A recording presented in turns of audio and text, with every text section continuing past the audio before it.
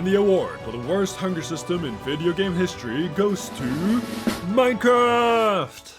I'm not saying that to be a hater. I love Minecraft. I love the variety of food and all the different ways you can get it. But I gotta be honest, this hunger system sucks. Here's why. There are many ways of designing a good game mechanic. You can make something that provides the player a worthy challenge, or gives them a sense of progression, or discovery, immersion, self-expression. Mechanics can also interact with each other and create emergent gameplay, and most importantly, they should make sense thematically. But you should never add a mechanic that feels like a pointless chore, and no matter how much you love Minecraft, I think you will agree with me that the hunger mechanic isn't the best mechanic in the game. The system only serves as a punishment, as you start out with health regeneration and sprinting, only to have those abilities suddenly stripped away as your hunger depletes. Just like a Sith Lord, this hunger system only deals in absolutes. It only matters if you're literally starving to death and start losing health, or if you're stuffed to the absolute brim and start healing based on some obscure saturation system which nobody really understands. I guess it's trying to be realistic, but how realistic is it that you're able to sprint around on max speed until you've burned 2/3 of your calories and you instantly turn into a crippled slug? It makes no damn sense. The intention they were going for is very clear. The more you inconvenience the player if they don't eat, the more important the food becomes. But it's gone to the point where when you create a new world, when you're supposed to be presented with an unlimited opportunity, you're instead limited to 3 options. Start farming wheat, rob a village of innocent hardworking Squidwards, or decimate the local animal population. And think about it, there's a very good reason adventure maps and RPG servers just get rid of the mechanic altogether. It is always just in the way as an excuse to make food a necessity. It punishes exploration, fighting, and even just goofing around, as frankly, doing anything at all will rapidly deplete your hunger bar. For combat, it just serves as a nonsensical interruption, as fighting constantly brings you below full hunger, requiring you to keep eating mid-fight to retain your regeneration. And there's nothing interesting about the individual foods, as they all do the same things. They reduce hunger and enable regeneration. Some foods do those two things slightly better, but even then, those foods are just as easy to obtain as everything else. So food is just there to prevent you from dying, nothing else, which would be fine if it was an actual challenge like in Don't Starve or Winter Story, but it's not that either. And do you know what we call obstacles that aren't challenges? We call them chores.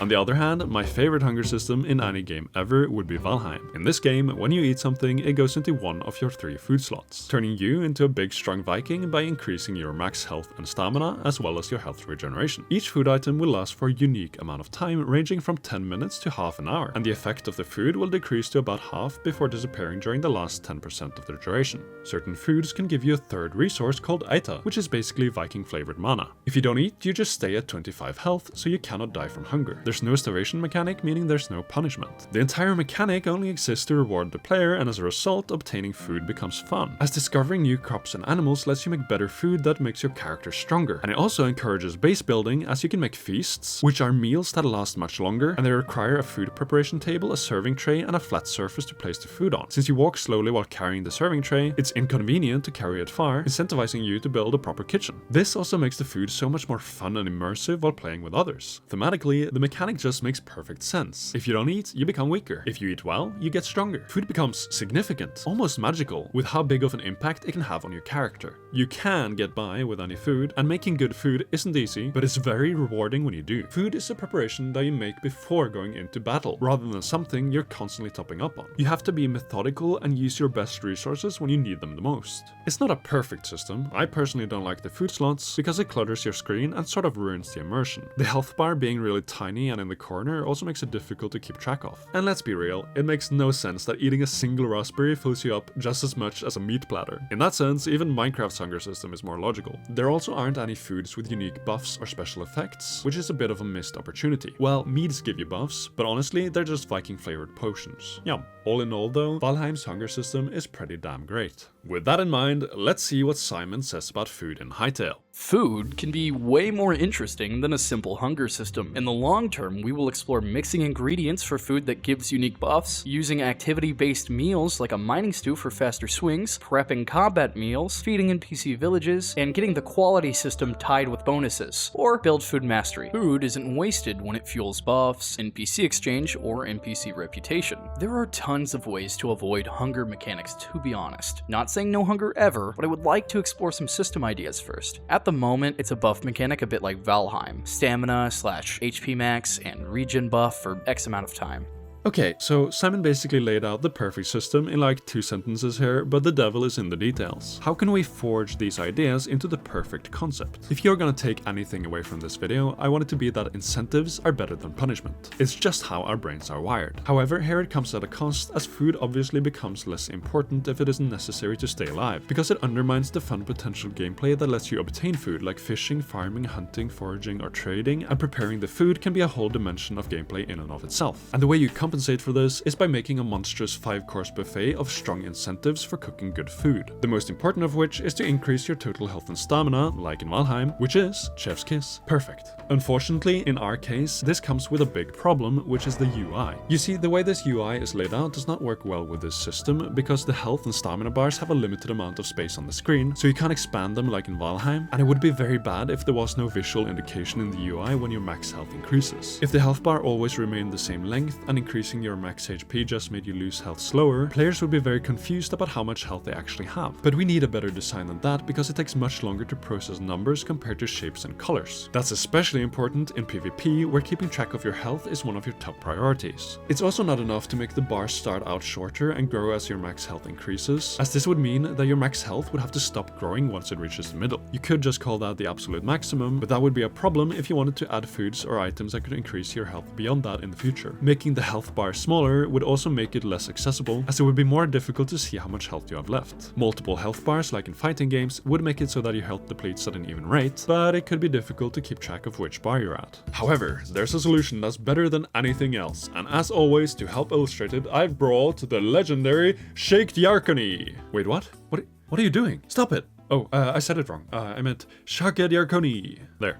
Better? Alright. So the best solution, in my humble opinion, would be dividing the bar into clear segments. Each segment can represent a number, like say 25. If you need to increase the max health, you just increase the amount of segments in the bar, and bada bing bada boom, you got a very intuitive system to tell you how much health you got. More segments equals more health is something that even a bird brain like me can wrap my head around. This way, Redunes can also rebrand lifesteal into parallelogram theft. It just rolls off the tongue, doesn't it? When you've divided the health into segments, you can also do cool stuff with this, like adding bonus health, like those yellow hearts you see in Minecraft and Breath of the Wild, you know? Just add some yellow segments at the end and you're good. You could also start with fewer segments on higher difficulty levels, which would make it very obvious what difficulty level a world has when you join. And more importantly, the segments work in any context, like health bars above enemies or companions. If you can see how many segments they have on their bar, you also know how much health they have without the need of any numbers or other types of clutter. It's just so simple. 25 health per segment. And fun fact, this health bar design is the only thing that's still good about Overwatch. They also have special types of health, like shields that regenerate after a few seconds out of combat, and armor, which reduces incoming damage when you have it. I could see food in Hytale giving special types of health like this too, and maybe even mana. Simon already confirmed that certain foods will give you special buffs, which can be a great incentive to obtain food, and has a lot of potential to give unique identities to the different types of food. That's something I really hope they play into. Right now, it looks like all foods give you temporary health regeneration, but I think that would be better if it was limited to certain foods associated with medicinal qualities, like herbs, spices, mushrooms, honey, and tea, and these ingredients would pass their effects on when used in cooking. I think the strength of mixing buffs together is that you can make a balanced meal that fits your build. If there's a limited amount of food buffs you can have at a time, there would be a lot of strategy in preparing your meals. The effect from potions should be much shorter, but they should also stack with the food buffs, acting as an expensive bonus on top of your usual setup. If this is all gonna work though, the game actually has to be difficult, but I'm sure the game will be plenty balanced towards the end of early access.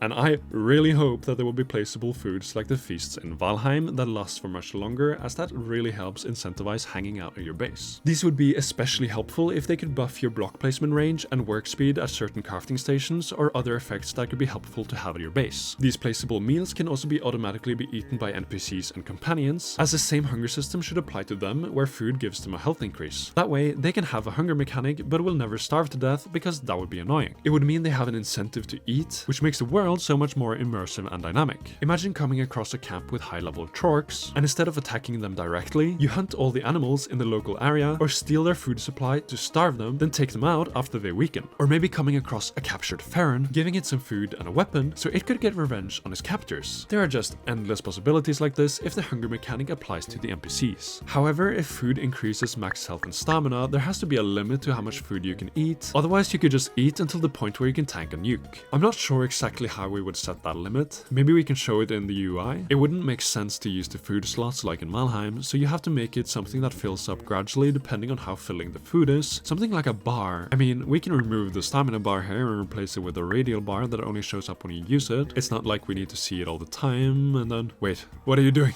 No! Don't you dare! Stop it! Stop it! Ah!